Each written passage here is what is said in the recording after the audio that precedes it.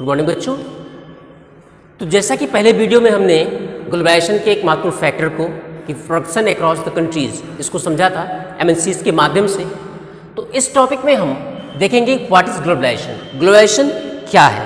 तो सबसे पहले जो सिंपल जो फैक्ट है कि ग्लोबलाइजेशन क्या है, ग्लोबलाइजेशन चूँकि एक मुख्य टॉपिक आपका ये है, तो हम देखते हैं ग्लोबलाइजेशन क्या है। तो globalisation is the process of rapid integration. Globalisation क्या है?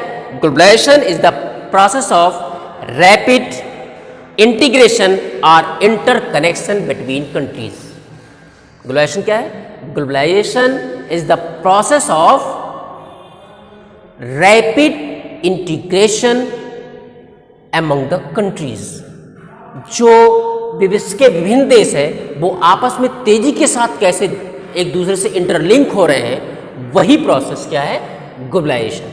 या अगर हम इकोनॉमी के संदर्भ में देखना चाहें तो ऐसे कर सकते हैं कि globalisation is the process of interlinking to world economy to close all together. मतलब वर्ल्ड इकोनॉमी को इंटरलिंक करने का काम अगर कोई प्रोसेस कर रहा है, उस प्रोसेस को हम क्या बोलते हैं? ग्लोबलाइजेशन कहते हैं। अर्थात वैश्वीकरण ऐसी प्रक्रिया है जिसके माध्यम से पूरे विश्व की मार्केट, पूरे विश्व का बाजार और पूरे विश्व की इकोनॉमी एक दूसरे से जुड़ती है और उपभोक्ताओं को इससे सीधे फायदा पहुंचता है। उपभोक्ताओं को उनके परचेज की बहुत सी चीज़ों के लिए लॉट ऑफ चॉइस प्राप्त होती है। ठीक, अब बात करते हैं कि ये ग्लोबलाइजेशन का प्रोसेस कैसे संपन्न होता है। तो उसमें सबसे बड़ा इंपॉर्टेंट फैक्टर है कि movements of good and services. ठीक, ग्लोबलाइजेशन में क्या होता है? Movements of goods and services. जो गुड्स और सर्विसेज है उनका मूवमेंट एक स्थान से दूसरे स्थान पर होता है, एक कंट्री से दूसरे कंट्री को होता है। और दूसरी जो महत्वपूर्ण चीज है वो क्या है? Movement of people between countries. ठीक, लोग एक स्थान से दूसरे स्थान पर जाते हैं, एक देश से दूसरे देश पर जाते हैं, तो उनकी जो आवश्यकताएं होती हैं, उनकी जो तकनीकी होती है, उनके जो आइडियाज होते हैं, वो अक्रॉस द कंट्रीज स्प्रेड होते चले जाते हैं। ठीक, तो अगर हमारे चाहे आइडियाज़ हैं, हमारी चाहे टेक्नोलॉजी है, हमारा चाहे प्रोडक्शन है, अगर वो एक स्थान से दूसरे स्थान पर जा रहा है और लोग उससे इंटरलिंक हो रहे हैं, उससे अफेक्टेड हो रहे हैं, तो वो प्रोसेस क्या है?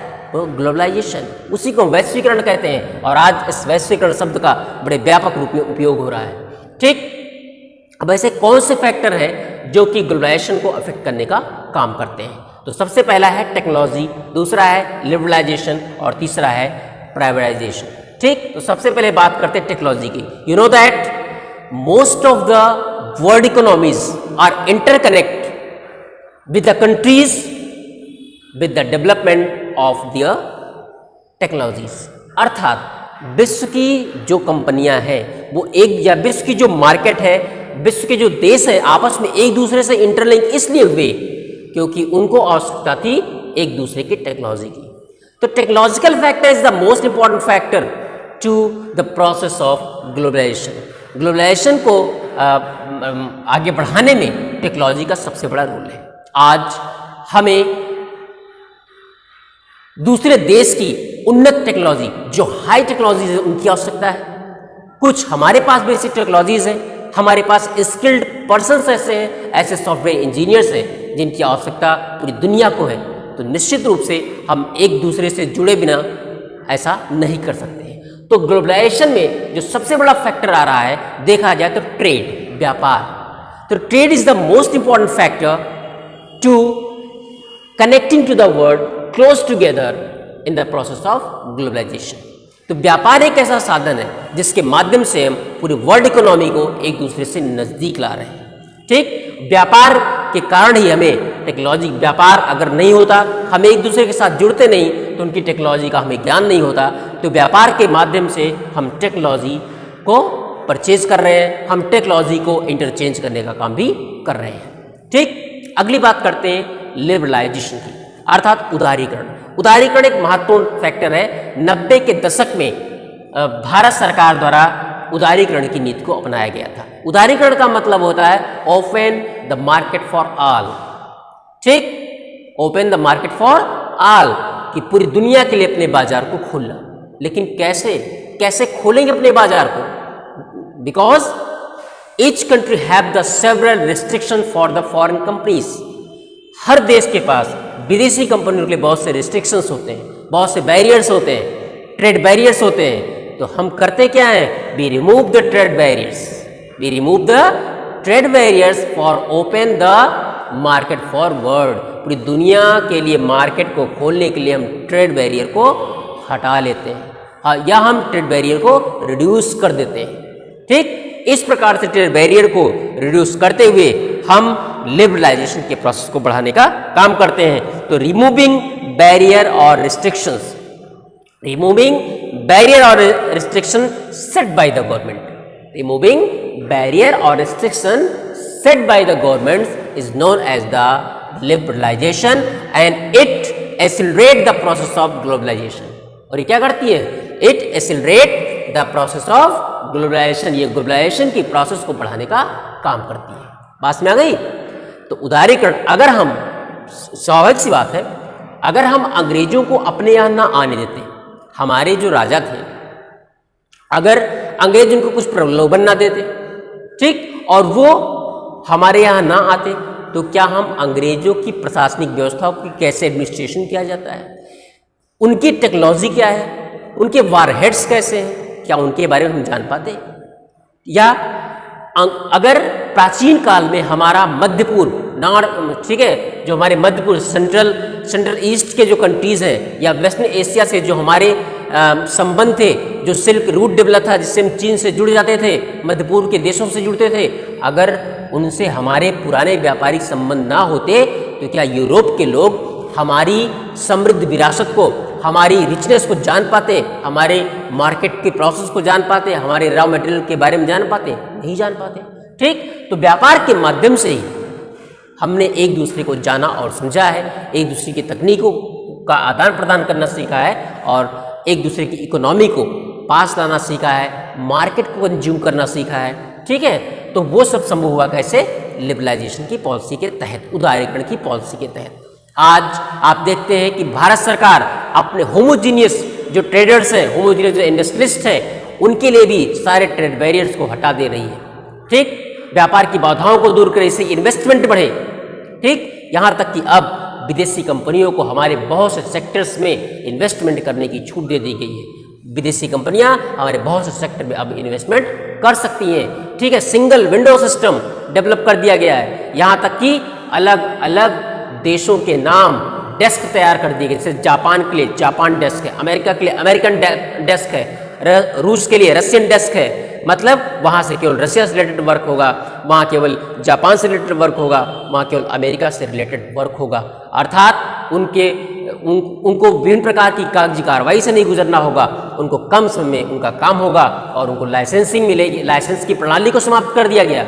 सोचो, एक ऐसा जमाना था लाइसेंस लेने के लोगों को समस्या होती थी व्यापार के लिए, लेकिन अब लाइसेंसिंग प्रणाली को समाप्त करके, ठीक है, उसमें जो बैरियर्स थे उनको रिड्यूस करके लिबरलाइजेशन प्रोसेस को आगे बढ़ाया गया और उससे ग्लोबलाइजेशन बढ़ा।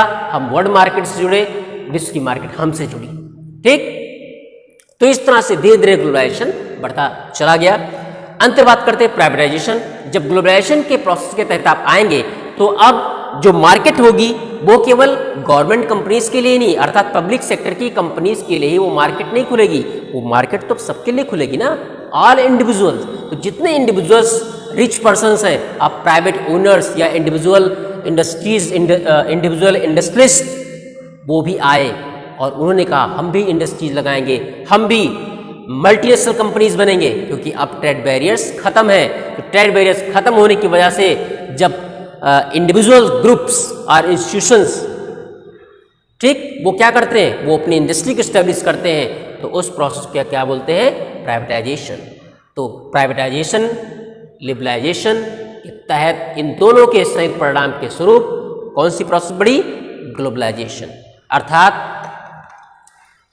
प्राइवेटाइजेशन और ग्लोबलाइजेशन, इन दोनों लोगों ने अगर किसको बढ़ाने का काम किया तो उसी से क्या बढ़ाया? ग्लोबलाइजेशन। ठीक, तो ग्लोबलाइजेशन को बढ़ाने में किसका रोल है? लिबरलाइजेशन और प्राइवेटाइजेशन का। और इसी को बोलते हैं LPG कॉन्सेप्ट। इसे क्या कहा गया? LPG concept. अर्थात लिबरलाइजेशन, प्राइवेटाइजेशन एंड ग्लोबलाइजेशन। और इसी से पूरी दुनिया अब इंटरलिंक हो गई है, पूरी दुनिया की वर्ल्ड मार्केट इंटरलिंक हो गई है और उससे हमें भी बहुत से फ़ायदे हैं। हमारे पास मल्टीपल चॉइस है प्रोडक्ट के लिए, ठीक, सर्विसेज के लिए मल्टीपल चॉइसेस है और उन सब से हमें फ़ायदा होता है। और अब इसी से कंज्यूमरिज्म, उपभोक्तावाद डेवलप हुआ है, अर्थात कंज्यूमर राइट्स मिलने लगे हैं। अब कंज्यूमर्स को अपने फ़ायदे की बहुत सी चीज़ें मिलने लगी हैं। पहले क्या था, पहले बहुत चीज़ें, आज क्या था, अब आज तो ऐसा नहीं है। आज आप किसी दुकानदार के पास जाओ और उससे कहो भैया ये सामान आपके पास है, नहीं है, वो कहा नहीं है, ठीक, ये ले लो, आप क्या कहोगे, नहीं हमें यही चाहिए। अगर हमें ये सामान नहीं आप देते हैं तो हम फिर दूसरी दुकान पे जाते हैं, एक थोड़े करेंगे उसका आप सामान ले लेंगे, हो ही नहीं सकता है, ठीक, बात मेरी नहीं आ रही है। आज देखिए बात करते हैं सबसे चर्चित बात की, कोरोना सुना है आपने, ठीक। अब कोरोना जब है लोगों को तो ये थोड़े कि आज देखो कोरोना ने भी आपको किस तरह से चांसेस दिए हैं। कोरोना भी आपके लिए बहुत बड़ा चांस लेके आया भाई। कितनी ऐसी कंपनियां हैं जो टीके बना रही हैं, वो वैक्सीन बना रही है, नहीं बना रही है, तो आप वैक्सीन में भी तो चॉइस है। अब अगर केवल वो अमेरिका वाला कहते नहीं हमारी वैक्सीन खरीदो तो हम क्यों खरीदेंगे, तो कहते हैं चाइना सस्ती मिल रही है। लेकिन अब तो गड़बड़ है, अब तो चाइना पर बैन लग गया है, अब चाइना की वैक्सीन कैसे खरीदेंगे, ठीक। तो अब हमें क्या करना है, अब हमें जापान की तरफ देखना पड़ेगा, हमें रशिया की तरफ देखना पड़ेगा। और हम रशिया जापान क्यों देखें, भारत तो खुद 3 वैक्सीन का ट्रायल कर रहा है। तो देखा जाए तो अगर एक महामारी फैली, उस महामारी में भी कंज्यूमरिज्म का कितना बड़ा इफेक्ट है। आप देखिए कि ग्लोबलाइजेशन के तहत हमें विश्व के बहुत से ब्रांड मिल रहे हैं कि हम एक नहीं, जो हमें हमारे लिए जो सस्ती वैक्सीन होगी और फ़ायदेमंद वैक्सीन होगी हम उसका उपयोग करेंगे, हम उसी की डिमांड करेंगे और हमारी भारत सरकार हमको ला कर देगी। और अगर वो उसको नहीं लाती, वो महंगे हैं, तो हमारे लिए, हमारे देश में ही इस ग्लोबलाइजेशन का इम्पैक्ट कितना है कि हमारे देश में ही हमें सस्ती और अच्छी वैक्सीन अवेलेबल हो जाएगी, ठीक। ये सब किस चीज़ का इफेक्ट है, ये सब ग्लोबलाइजेशन का इफेक्ट है, ठीक। तो उम्मीद करते हैं आपको ये समझ में आ गया होगा।